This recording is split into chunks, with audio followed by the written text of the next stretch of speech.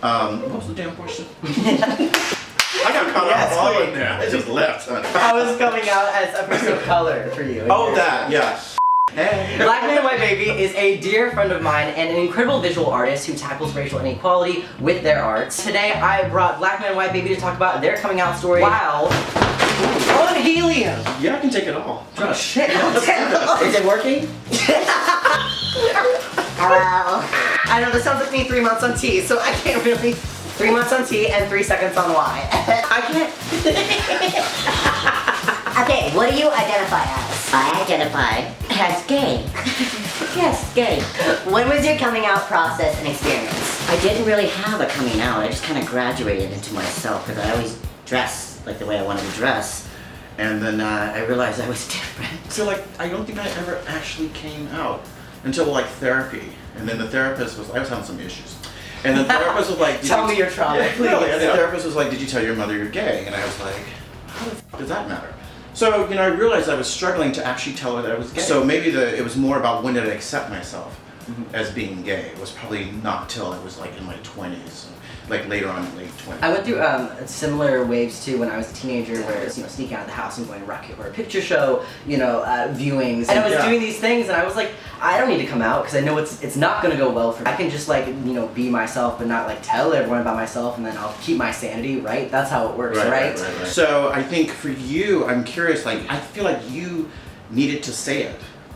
Like you needed to state it, whereas I had the luxury of being able to live it. And I think that the reason I never came out because I grew up at a time where you had all these 80s bands coming in. So all the men were wearing makeup and they were, you had Boy George. I mean, he was like an idol. Mine was more of a internal trauma that I was dealing with versus the external. It's different now. Yeah. It's really different. You didn't really ask me, did you? I know that. Well, I'm telling you. Yeah. So how do you feel coming out as a person of color? It was really tough coming out as an African-American male in the African-American community because I will say it, but we tend to be very homophobic and a man needs to be a man, a woman needs to be a woman, and a man is the head of the house. And that's the way it is. So me growing up, if I put my hands on my hips, I was told to take my hands off my hips. What was the damn question? I got caught up all in there. I just left, honey. I was coming out as a person of color for you. Oh, that, yeah. So it was rough. I'd have to say on that end, it was rough. I have a brother, an older brother. He's black too.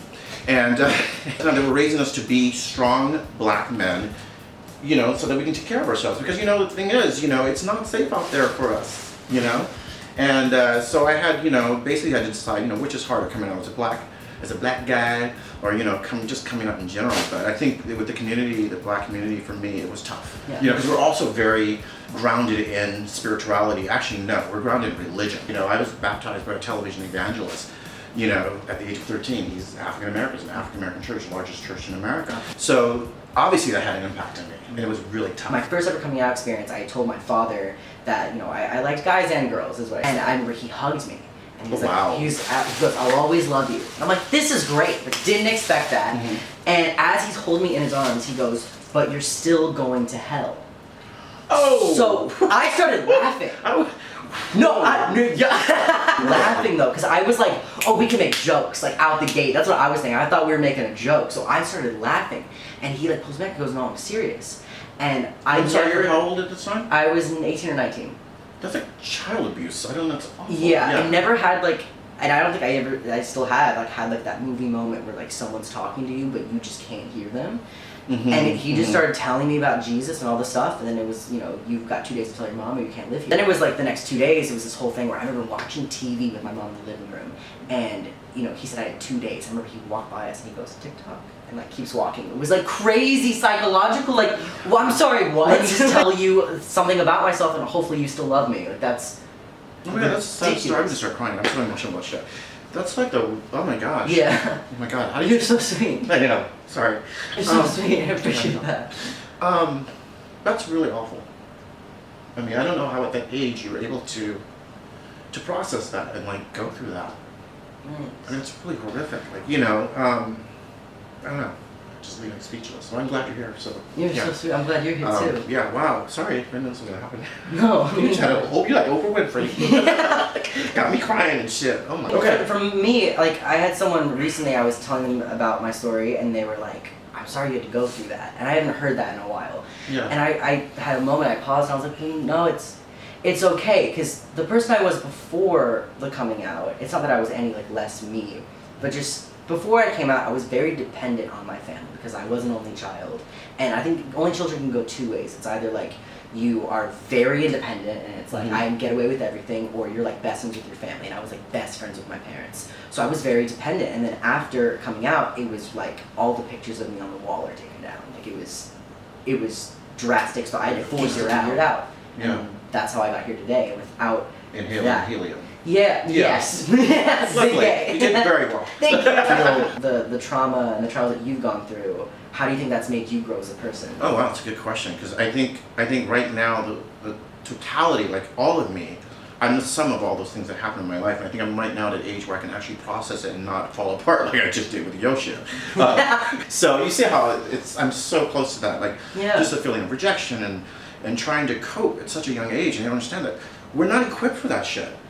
You know, we're not equipped for that shit. But I think it's made me a very strong person. I think in terms of like, I don't settle for things. Like I know what I want, I get what I want, I try to get, I don't hurt people in the process, but because I just feel like I've always had to do it on my own anyways, because the world wasn't accepting of me as a gay person, as a black man. What would you say today to kids that are watching this video? So what I would say to young people, I guess, today, there's no right way or there's no wrong way, there's just like your way, and I think you have to believe that. You know, because there's always going to be adversity. There's always, no matter, you know, if you follow the rules, there's still going to be adversity. Like there's still going to be a problem. Someone's not going to, you know, like what you're doing or like how you look or anything like that. Do you, who you are organically, instinctually. You know, it may be rough right now, and it may feel like, I'm gonna start crying. Yeah, it may be really rough, but it all works out in the end. Just get up the next day. You know, it's really important. Just get up the next day and just do you. And be as colorful as you can. Yeah, that's really important. Oh, God. Define your art. What is Black Man, White Baby to the people that don't know? Nina Simone said that it is the duty of the artist to reflect the times. So part of what I do, I think, is my duty as an artist is to reflect the times. You know, Black and White Baby, it is autobiographical. Every image there is about me. And fortunately, you know, people connect with it. And which means that we're all, you know, we're more alike than different. And we have very similar experiences, if not the same. Did you ever have like that turning point in your life where the light bulb moment came off and it really clicked and you're like, this is me and I can be me? Like I always felt like I was right and everybody else was fucked up. I honestly, in all honesty, I felt that way. Like I remember wearing like crazy shit. Like I actually wore skirts at like, you know, 16, 17 years old. No way. Yes, and it was because they looked really good. You know what I mean? And I know my poor parents, you know, they would take me to like you know, family gatherings and stuff like that, and they would say a word. They were really wonderful people. They didn't say a word. I know it was painful for them, but they were gonna let you be you. They did, yeah. I think that made it easier. So there was a sense of, but again, if they didn't, I would fight anyway. So what was your relationship like with gender growing up? When I was growing up, I had a character, and her name was Raven, and she would appear when my parents would leave. And Raven would go in the closet and wear my mother's clothes and her wigs. Black women wear wigs. She would dress like my mother. My mother's really beautiful, and I just thought she was the most beautiful thing in the world. Like I love when she would take me to school because that kids would come. Raven kind of helped me navigate through life. And every now and then, I think a lot of Raven is in my work, because you see I go between masculine and feminine energies, and I don't think about it. I don't plan it out. It's just it's born that way. You know, so I don't think about it. And I think that's my relationship in general in life and living. You know, obviously we're all masculine and feminine. We're all that. Like we're all that, and we need to. And I wish more people would embrace that. Because I think it makes you whole. I think it makes us whole. That's the way we're supposed to be. It is unnatural. To make people stay one way is unnatural. Yeah, and as you know, as someone of trans experience, you know, going through like a physical and like, you know, mental and emotional, like, and spiritual really transition. Amazing. You know, to male, it was, you know, for a bit I was stuck in this pocket of, I guess you could call it toxic masculinity, where it's I'm pushing away so much, and any little thing it's like, well, it can't be pink, well, it can't be this. Are just human. Absolutely. And everything just is what it is, and just do what you want to do, wear what you want to wear, and just be content in that, and define it the way you see fit. The moment I'm stepped out of the house, I'm judged, and as we all are. But I think I feel it a lot. Now actually, I know it's going to sound really stupid, but I wear shades now a lot. If I go to the supermarket. Like sunglasses? Yeah, because honestly, because I don't, it's not people compliment me going, oh my God, you have so many muscles. It's how they speak to me. It's how they treat me. They treat me like I'm this big gay. No, I'm just kidding. Like a big macho Like a gay. big macho, yeah. Yeah. And you know what? And I'm not a big macho man. I'm not. You're so tender. You know, I'm tiny. You're so I'm Raven. Yeah. And it kind of, you know, it disrespects Raven. It disrespects who I am as the totality of who I am as a person. And it's hard for me to deal with sometimes because I don't want to. Sometimes I don't want to fucking high five you. You know?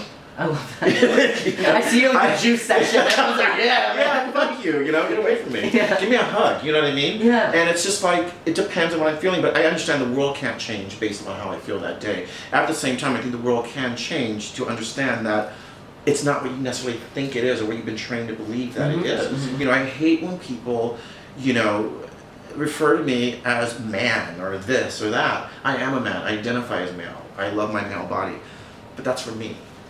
You know, it's not to give you power over me and tell me how I should act or how I should behave or what I should fucking wear or anything like that. So, yeah. You are so wonderful, and I'm so happy for all these kids to be watching this video. High five. Oh my God. Hello, it's a future Rainbow Miles popping in saying that we actually have a sponsor for this video. And hopefully it's something that will help you guys out with your coming out process. It's called BetterHelp, and it's a super easy way to start seeing a therapist. It's funny how a lot of people don't know that you can see a therapist that specializes in sexuality and gender identity and or expression. I found out about BetterHelp about 7 months ago, so I was looking for a new gender therapist. The cool thing about BetterHelp, which is super less intimidating, you can get signed up with a therapist that you literally just text, or call them, or Skype, or like whatever. You don't have to get a therapist that's just face-to-face. It's also one of the most affordable therapist programs that I've ever seen. Gender therapy is something that sincerely saved me. BetterHelp actually has teen-specific and LGBTQ+ specific therapists. If you want to check it out and just do a little trial, see what's up, click the link in my description box. And that's the thesis. So you have an interactive art show I do. coming up. Yes. The Black Man White Yes. Baby has a GoFundMe that's up and popping right now. Basically what I'm doing is I'm taking my art, it's called American Traditions, I'm taking my art and I'm basically bringing it to life with a lot of live installations based on American traditions, things that we find to be traditionally American, like racism, you know, things like that. And it's interactive in the sense that when you come in, you will be interacting with some of the characters from my work. They will be full drag and in full character. When it's right there in front of you, you can actually touch it. It makes you think differently about it because it becomes real. It's not just like an old, you know, vintage photograph from the 20s of some white guy in blackface. You know, it's actually a real thing that really happened and it really affected people in their lives and it's still affecting us today, whether we choose to admit it or not. So that's what the show really is kind of like embracing, you know, the change that's happening now, the change that still needs to happen, the changes that have happened. It's really, I want it to be more than about being black or white. I want it to be about our relationships with each other, period, on, you know, whether it has to do with sexuality or whatever. So. And when is this happening? It's October 20th. I'm so happy. Thank you so much for coming on my channel. Yeah, thank you. I need to I hug love you. you. Thank you so much. That's all we had to say today. Goodbye. We could sing a duet. Okay, let's do it. What's the song? Has good manners, and that's what matters. Nothing I can say, a total eclipse of the heart.